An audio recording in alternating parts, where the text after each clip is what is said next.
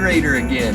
You guys are all stuck at home while I am lucky enough to be here in the iconic Huey Helicopter. If you're a Vietnam vet, you certainly remember the thwop, thwop, thwop of these bad boys. You know, in 1952, the U.S. Army issued a call for a new design of a medevac helicopter and a utility helicopter. They needed something to replace the H-21 Flying Banana and some of these older first generation helicopters that were equipped with radial engines. Bam!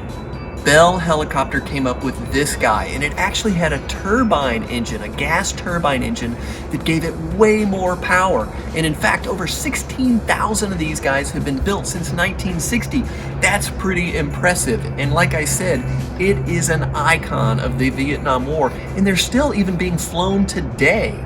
So let's take some time out and check out some of the really cool things about this bird. So we're now in the cockpit of our UH-1H, and the H model was pretty much the most highly produced helicopter that Bell made.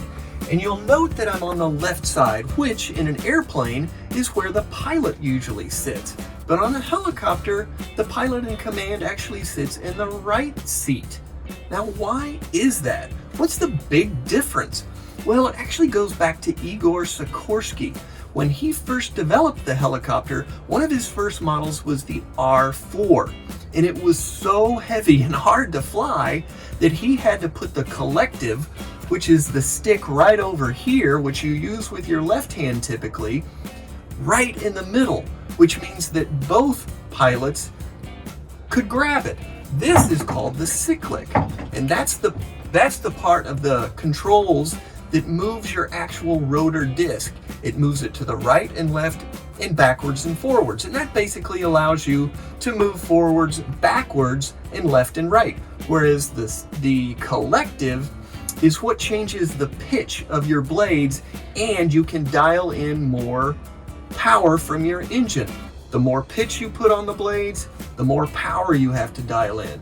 So think of it, you're actually using both hands just to control your rotors. Well, what about that thing on the back, the tail rotor? That's your feet. So you're literally moving almost every part of your body just to get this thing off the ground. They're not that easy to fly. In fact, a buddy of mine who flew in Vietnam told me that the way he practiced when he was going through helicopter pilot school, he took an old broomstick, he cut it off so it was about the size of a cyclic, and he would balance a dinner plate on it. And at first, of course, he was doing this, and then pretty soon he figured out that all he had to do was just make really tiny movements to balance that dinner plate.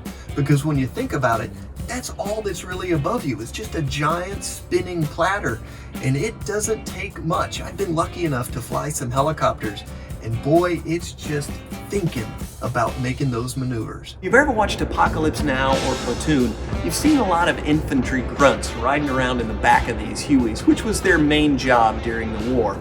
They also carried cargo and actually did yeoman service everywhere, doing a little bit of everything, but definitely carrying troops around. So if they're a troop carrier, why the M60 Pig machine gun? Well, you gotta be able to defend yourselves. A lot of times these guys were going into what they called a hot LZ, where they were under fire the entire time during landing and takeoff. A lot of times they wouldn't even have these seats, and the infantrymen would just pile in there. A typical squad of the time was about 11 guys. The H model could certainly carry up to 13, so you've got pilot, co-pilot, and 2 gunners. And the gunner's job was nothing more than to lay down suppressing fire to keep the Viet Cong and the North Vietnamese heads down while these guys came in, dropped off their troops, and got the heck out of there. It was hairy. All right, so when I said hairy, I meant hairy. Check this out. Bam! The pilot and co-pilot got their own armored seats. Makes sense when you think about it. Look at this. This is nothing more than just thin sheet aluminum. That is not gonna stop an AK-47 round in any way, shape, or form. Look at this. You could even pull this forward so that you're completely protected. You had armor on your butt, on your sides, and on your back. And then on top of that, pilots could sometimes wear chicken plate armor. Now, chicken plate was not what they called it in the military, but the pilots referred to it as that because you were chicken if you did, pretty much dead if you didn't.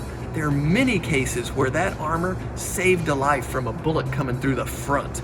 Our aircraft actually spent 2 years in Vietnam with a 158th Aviation Brigade, so she is a true veteran, and we are really proud to have her. You know what? Let's just take this time to say, Vietnam vets, thank you for your service. I know this guy means a lot to you, and you guys mean a lot to us, and all of you watching mean a lot to us. Thank you so much for taking your time. We really appreciate it. Tune in soon for more.